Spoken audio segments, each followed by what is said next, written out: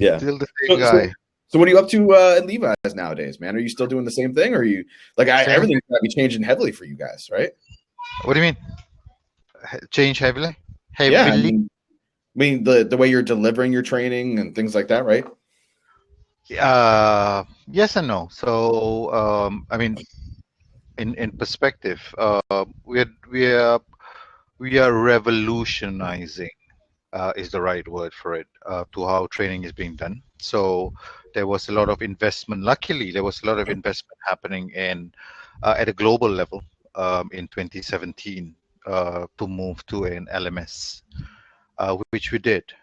We didn't see this coming, but you know, um, we have an app that every frontline retail staff or shop staff actually log into on a daily basis, and we post training there.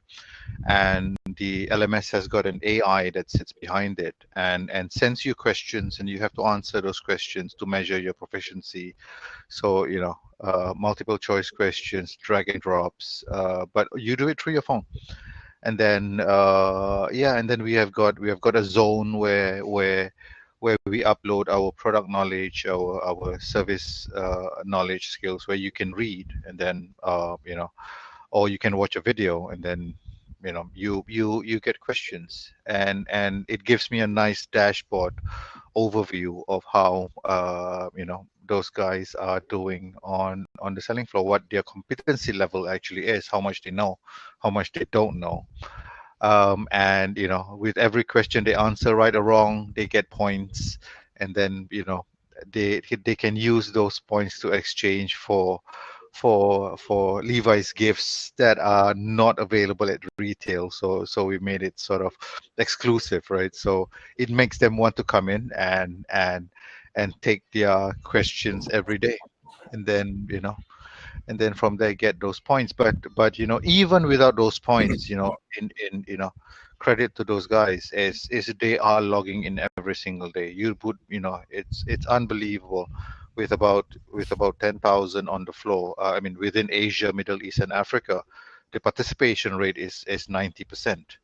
So that's pretty amazing, that they have adapted to this way of training.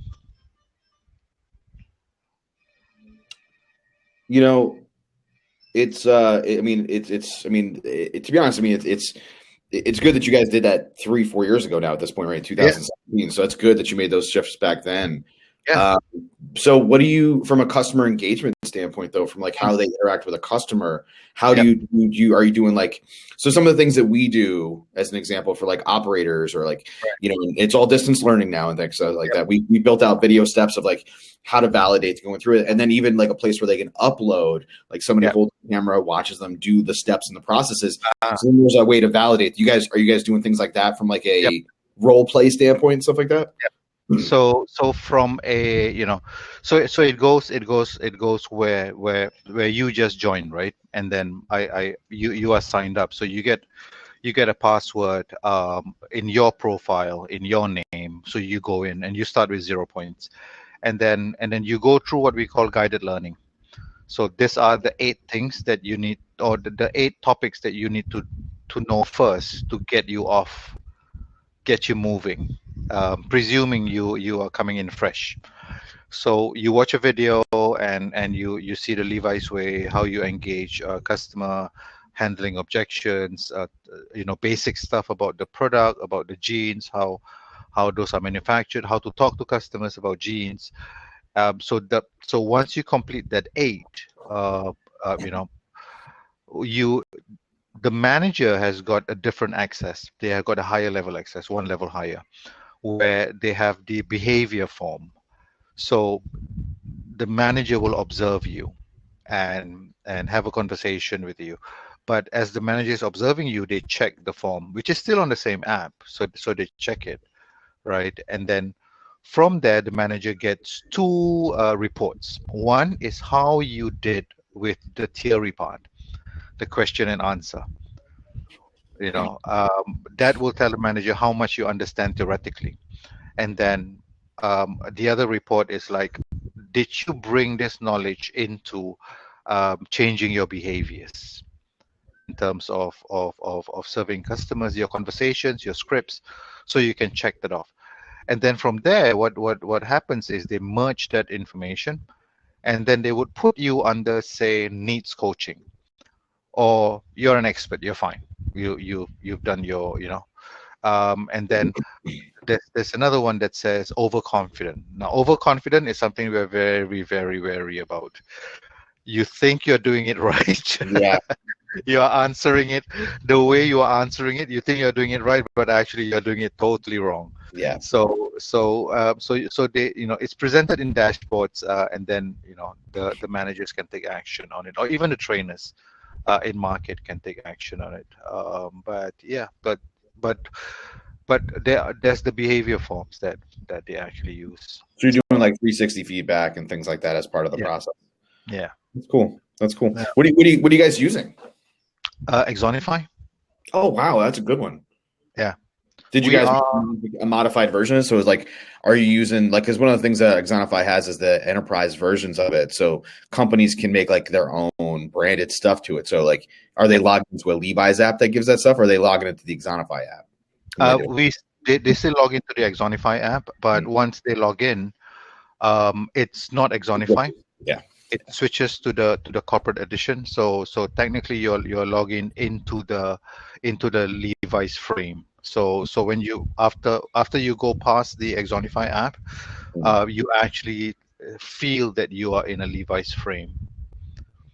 Yeah. So the content and all that, we built the content ourselves. So that's why we are lucky. We started way back in 2017, which allows us time to build a lot of content. As a global group, so we've got Asia, we've got Europe, and we've got the Americas, all as a global group. We come together every single week just to discuss content, and then from there, you truly building global standards for content for like wow, that's crazy. That's hard. Yeah. Oh no, that's super hard because you have to be very generic. And then analyzing them, like, so taking the global content and then breaking it down to a Singapore specific or a Malaysia specific or a Australia specific kind of breakout. Yep. You have to because, but that happens at the translation level. So really, you're only doing with words. You're not doing with the graphics and things as well. What do you mean by the graphics? Well, you're saying that it's done by the translation, so it means you're just doing it by the words. So like. So, I mean, so the representation of who's on screen or what's up on those things, you're not changing it based on like region specific or country specific. We do. But there are, there's an easy win, low hanging fruit where, the generic content, when you want to drill it down to Taiwan, you can look at the question and the answer and the script. You can add during the translation process. You can add in the way they say it locally versus the way the English version says it, right? The English version may be applicable to the Americas, to Europe, to Dubai, to Singapore. But then when you bring it down to the China level, Taiwan or Hong Kong, they might want to tweak that. So they make, they make those changes at a language level. But there are some specific content, local content we call it, where China creates content only for China. So whatever is applicable to them, whatever is products that they are getting and the rest is not getting, they have the ability to create that, on their own in their language. Yep. So you let the regional trainer or whatever, the country trainer or let them take over on that, like, or is there still like it's still a discussion. I mean, they have to tell me what they want to do, and then but they were all trained. Part of the journey was also training them to develop content. I mean, they know how to develop local content. It's just that it's not only a guidebook. You have to create the questions that come with the guidebook, right? So they learn how to create the questions, go into the platform, create that, and push it out only to China. So Korea does the same, Japan does the same. So yeah. So if I put out a guide, let's say for example, cool jeans are coming, summer's coming, right? So Mhm. we've started selling jeans with wickering effect and cooling effect. So I create the guide. The guide goes for translations, and then when they get the Chinese copy, they look at the Chinese copy, make some pick some parts of that, develop questions for that in Chinese. Because if I'm offering cool jeans to a Chinese customer, I won't be speaking English. I'll be speaking in Chinese. So the Obviously. script has got the script. You know how this is done. Yeah, I know. I know. We've done it before. I do it still to this day. I do it, but I do it for not. I do it now for having how to operate a piece of equipment and stuff like that. Yeah, Yeah.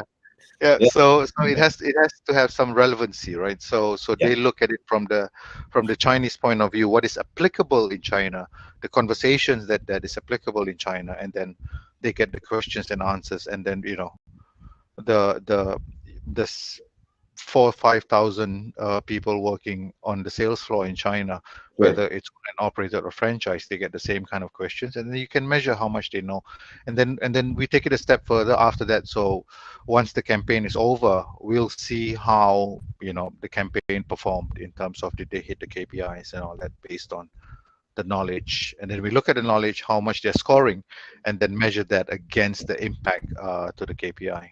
So Yeah. you're doing everything based off of specific key performance indicators, essentially. Yeah. Across, is that a global initiative? Like these are the same KPIs for each group, or is it the same, or is it region specific as well for that? Region specific, very region That's specific. good. That's good. Yeah, That's good. yeah.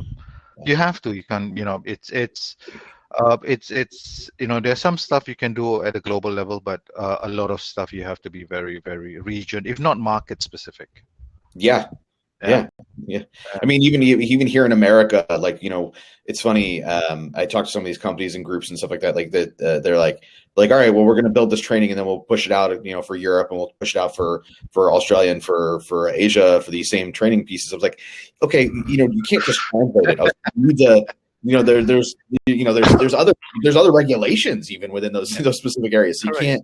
you can't just do that. But like also like there's obviously a cultural difference there too. So like representing that cultural information or what's happening. And people are they look at me like I have 5 heads, and I'm like, like what's successful here isn't going to be successful in another country or even another state, to be honest, in the United States. Just because it works in California doesn't mean it's going to work in Texas. Like it's as an example, like to keep it even smaller, from that kind of standpoint. And people just don't get that until they see the data and the information. So like always talking about the objective. What is your objective? Like what is the main goal you're trying to get across? Like what is that information you're trying to do? Okay, now let's build the KPIs based off of those objectives to make sure that you're building what you actually truly need. Correct. That Correct. kind of stuff. So it's amazing to me that people at these high level companies just don't. They have no idea. Yeah, yep. It's just not in their head, because again they've been a trainer for forever, and they were training for a local group or a specific country or a specific state. Correct.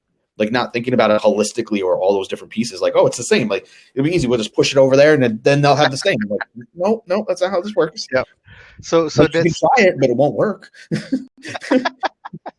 So that's the interesting part. When we first embarked on this journey, I'm lucky in a sense because Levi's was willing to invest.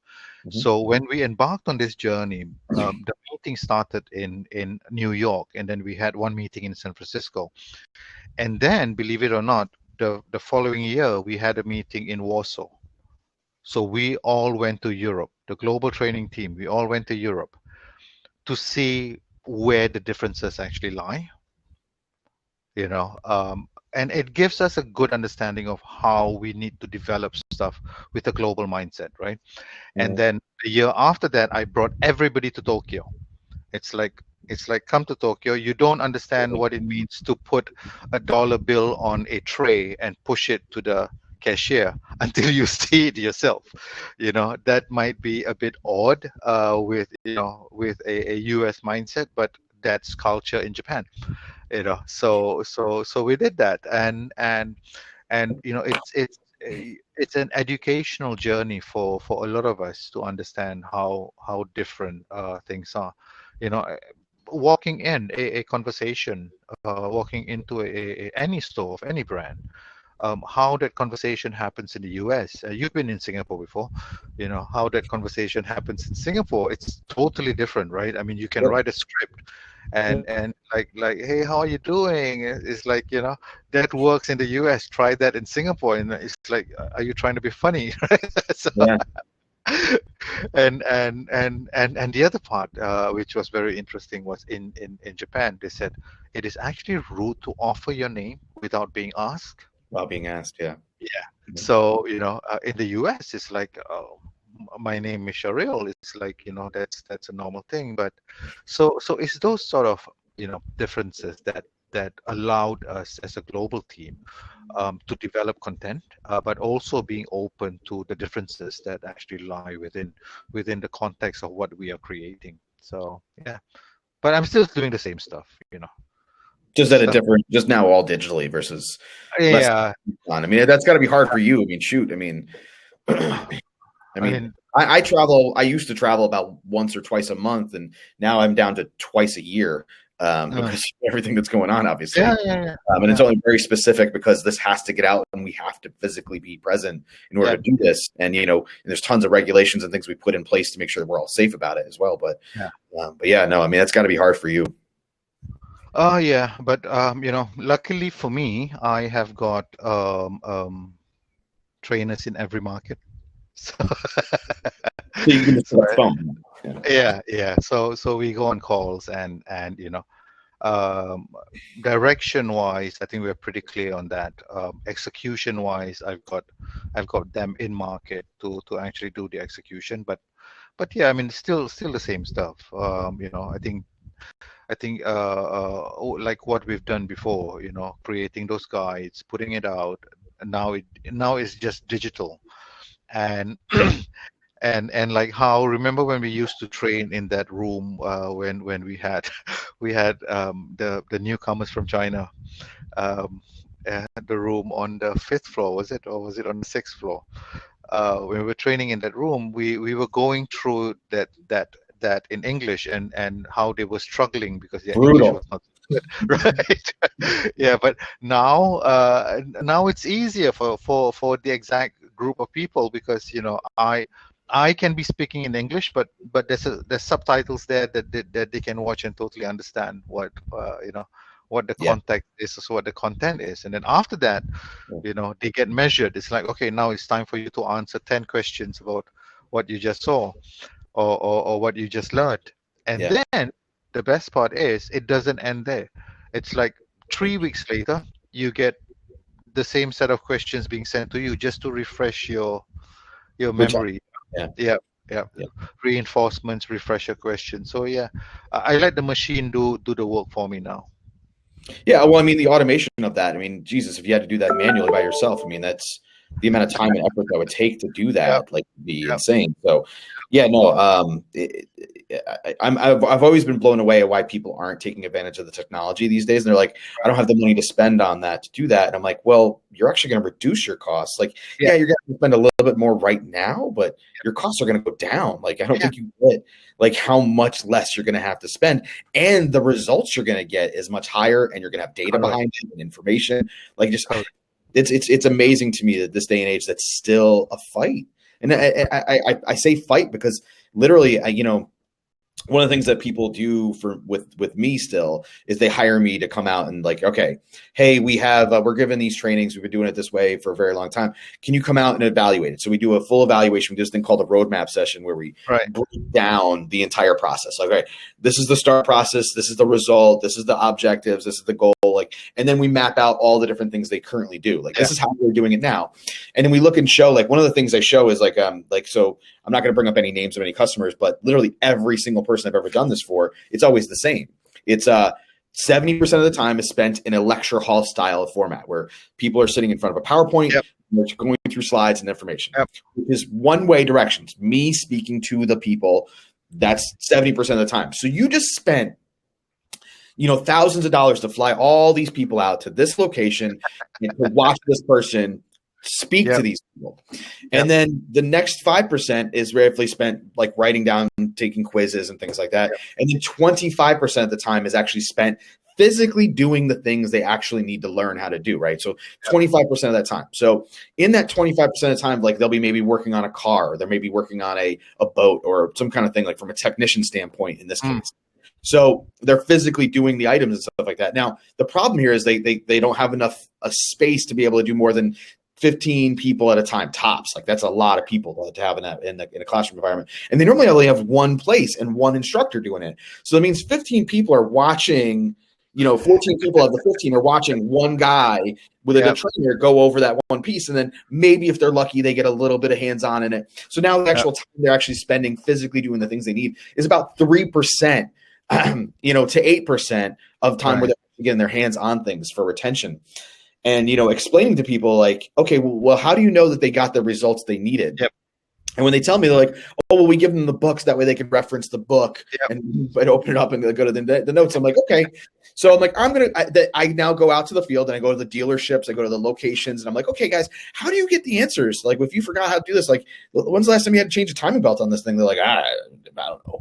I'm like, well, how do you get the answer? And they literally go to their phone, go to YouTube or Google and type in the question. And so they're getting like Bubba Smith showing them how to fix this thing and possibly doing it the wrong way with the wrong tools, could break the warranty server, like all these wrong directions. And I'm like, you are spending a ton of money for these people to come out, for them to learn that they're going to go to YouTube and get the answers anyways. So they maybe remember, if they're lucky, maybe 1 or 2% of the total information you give. So like I show them how to restructure the whole concept and idea of like, the lecture format is not wrong. I'm not saying you shouldn't lecture. You shouldn't give the information. Information is important to get out there, but the way you do it should be different. Yep. As a person who loves to talk and lecture, I'm telling you, you can do it the whole day, right? Right. You can do it all day long. I'm like, just start recording the content, put it out on a digital service so they can watch it before they even come to your location, because they need to know this information. And, you can break it down in smaller bites and there's other things like that, but just start going that direction and shifting that over. And the mindset of the trainers, again, me being one of those people as well, like, I don't want to switch away from that. That's my favorite thing to do. Like, why would I do that? Like, it's just hard getting that through people and explaining that to them. Like, look, I'm trying to replace myself in this scenario. Like, I think that the truth is, like, we can build this digital content, build it better, reach more, and even integrate the two together. And I the cool thing is the amount of companies that have adopted some of that strategy, where it's like digital first, where they're walking around with their phone or their tablet or whatever, and then getting those answers and then referencing a digital guide when they get back into the field. So like, instead of going to Google or YouTube, they're going to that tool set to get their answers. And then you can even provide feedback or update the newest information, or here's a new safety thing. Make sure you're doing this because, somebody got hurt doing it this way, or, things like that. And then you can reference video or content or interactivity. It ends up, it costs a little bit more upfront, like by a little, but like, just a little bit more upfront, and then like your costs go down by like half the second year, and even more the third year, and then you start seeing the data and the information. You can start investing and things like that as well. It's crazy that some of these companies just don't get that concept of it. Yes, a little bit now, but to be honest, you and I worked for a company that didn't get that either as well. So exactly. No, but you know what? To be fair, the change that technology has happened over the last 5 years. I mean, we were there like when I remember I got my first Android phone when I was working with you. There was this battle about Android versus Apple, right? And you were the Apple guy, and but how much that has changed over the last 7 years now? Yeah. Where we have gone separate ways, and then you have gone back to the US, right? So I see that, and the good part about what you just said is that the recognition that everyone carries a smartphone now. Take advantage of that, right? It's in the palm of their hands. So from the platform, I can actually send out a broadcast message, and then it pops up on their phone. It's kind of Mhm. like, it's like, oh, you've got new training. It's like, oh, log in today and and earn yourself 200 points. And it's like they they Yeah. go ahead, You're gamifying it, right? You're yeah, making it more of a fun activity. You're giving them a reason to learn, even something they may not want to learn, right? So yeah, it's yeah, it's just adding that next level to that kind of conversation and content. yeah. So So yeah, no, yeah, I'm 100% behind that. I don't believe it works in every environment, every region, in every country, in that specific way. Yet it doesn't mean that won't change. I think it works more dominantly in certain areas than others, but you know, it was, as you brought up before, like, so, one of the things we didn't do, Shahril, is we didn't just kind of go over the basic questions. We kind of just started talking, but, so like, I know this is a little backwards, but I've done this with a couple other people where they end up telling me the information at the end. So, one of the things you should probably do is, if you wouldn't mind, would you introduce yourself? Like, who are you? You know, interesting. We're doing it at the end. Yep. So I'm Shahril Harman. I am the senior manager for retail training and development for Asia, Middle East, and Africa for LS& Co., or as you call it, Levi Strauss and Company, based out of San Francisco. But I'm and based in Singapore. yeah. And what is that? What do you do there then? I mean, you kind of already talked about some of that, like where Yep. you're the online stuff, but like, so how many regional trainers do you have to train and get up to speed? And like, what does that mean from that position standpoint? So I have got about 16 trainers in the region of Asia, Middle East, and Africa. We cover, almost all countries within Asia, where we have a Levi's office, and they actually, do a lot of the localization, a lot of the training within the markets itself. What's your question again? I was just like, what does that job entail? Like, how much, what does that actually take So to do it that job?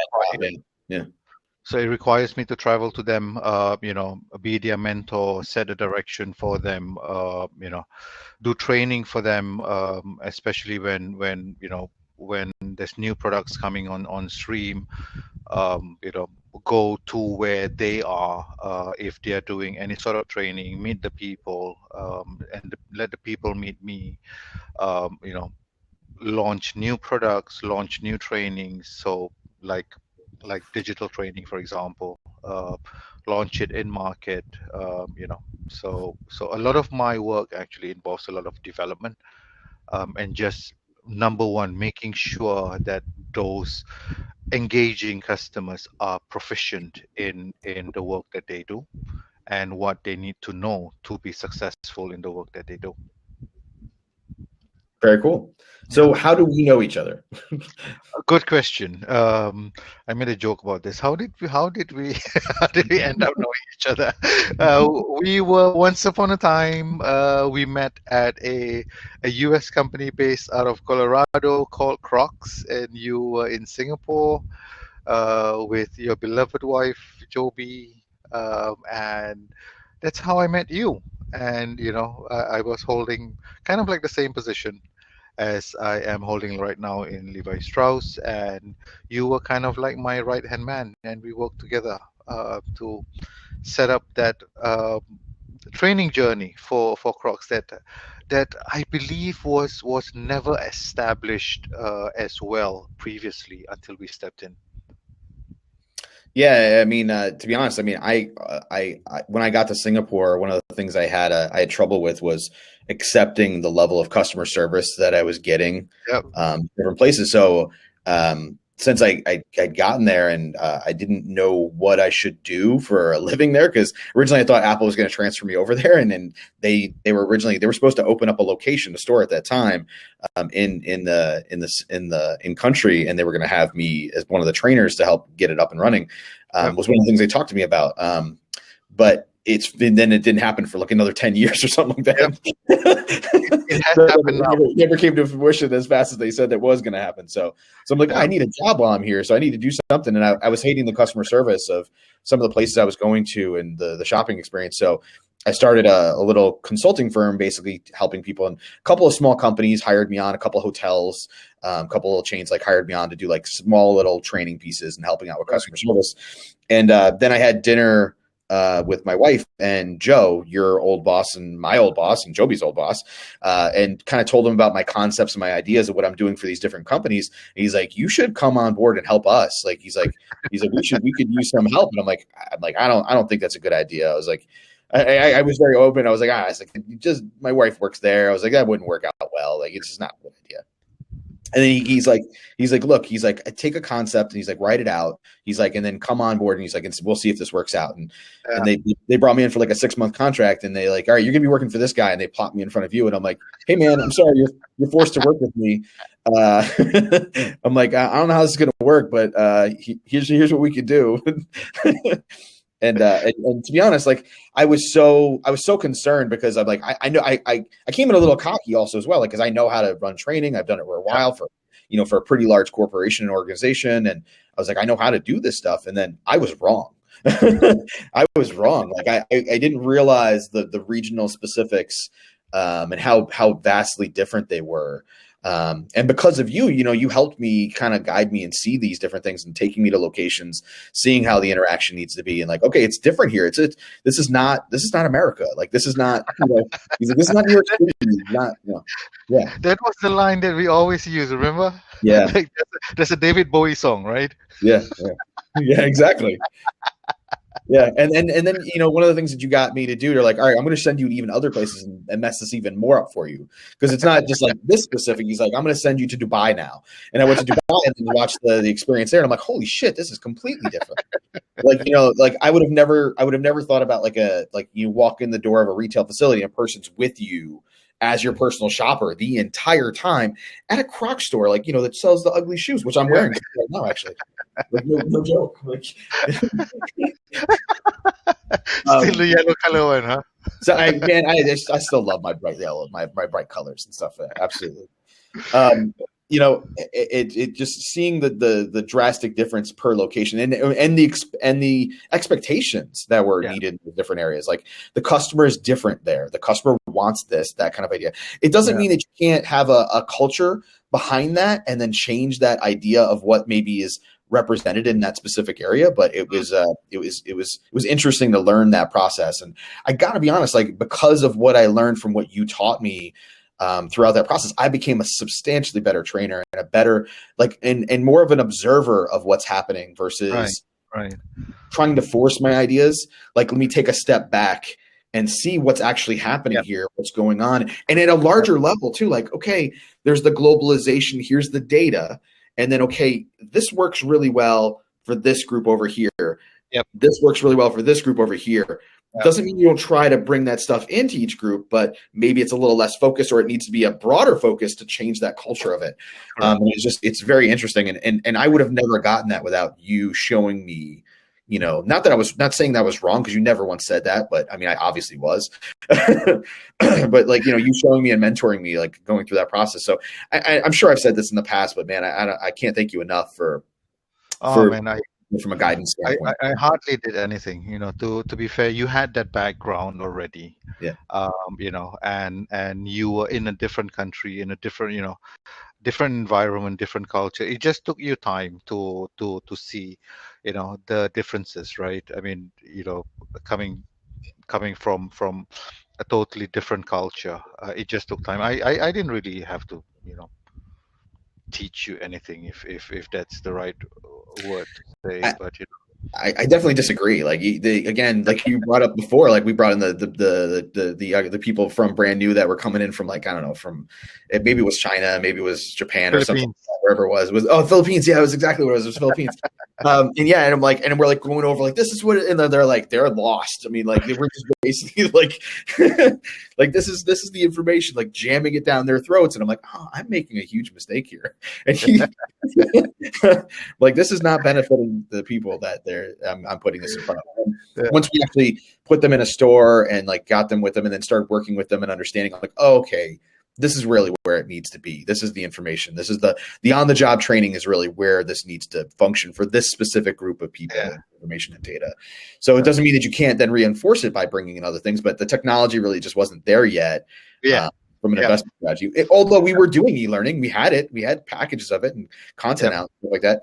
It was just not, it wasn't that good. Was the content itself wasn't that good, was some of the problems. And then B, the implementation was very, America specific was the other problem behind it. So, but also access. I think access was internet was not as prevalent or available for people. So not even that, like even we have 2 computers at a location or something like that. Even there, like it was still too difficult to get the content up and available. But the mobile phones were starting to dominate. I think like when I left, it was 2012, 2013. When I left, and I'm like the iPhone 5 maybe was just coming out. I think. Correct. Yeah. Correct. So I mean, as we're now on 12, right? So I mean, that's a long time ago now at this point. I mean, that's almost 9 years ago. So.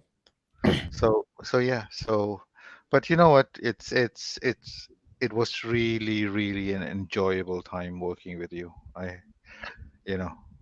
If given a chance, I'll pull you back to Singapore and work with me. I got to be honest. Joby and I bring it up all the time. So first of all, we have 3 kids now. I know. Yeah, it's crazy, right? I'm still following Joby. Oh yeah. Yeah, she posts a lot on. I mean, I'm a LinkedIn guy. I post a lot on LinkedIn and work a lot on LinkedIn, but I don't really do much on Facebook or Instagram. You never have. Yeah, it's just not really my thing. I will tell you, I do TikTok though quite a bit. Quite a bit. You don't look like a TikTok guy. I tell you right now, I love that platform. It is a lot of fun. The short form video format, the whole direct speech people, I really like it. I really dig it. And again, a year ago, I would have said the opposite. I'm like, that's a stupid thing. Why would anybody jump on that? And it wasn't for the pandemic, I probably would have never done it. But all of a sudden I started getting text messages from my friends with TikTok videos. And I'm like, I don't need to have to install the app. And I'm like, all right, I guess I'll do it. And I started laughing hysterically at these stupid stuff that people would tell me. And I'm like, and then all of a sudden, I'm looking at it and I'm watching when I'm like, watch 1, and all of a sudden I'm watching 40 and I'm watching 50, and I'm like, I just spent 2 hours. Oh my God. Just going through all the videos, right? Hoping the next one will be better than the other, right? Yeah. So to ask you, how do you look the same? What? How do you look the same after all this time? You still look the same. What have you been doing? What's Dude, look at this hair. It's so gray. Are you kidding me? Look at that. You still look the same. Goodness me. It's like you haven't lost weight since the last time I saw you. You look good, man. It's like you haven't aged a day. Seriously? Yeah. I don't know. I mean, maybe it's because when you put on weight, it stretches the skin. So getting fat just makes it look like younger because it stretches. But again, so if I lose weight, it'll be all shaggy. It'll be all wrinkly. Oh man, good talking to you, man. Yeah, it's good talking to you, buddy. All right, I'll talk to you later. Okay. Okay, you know where to find me. I do. All right, take care. Yeah, man. Okay, bye, buddy.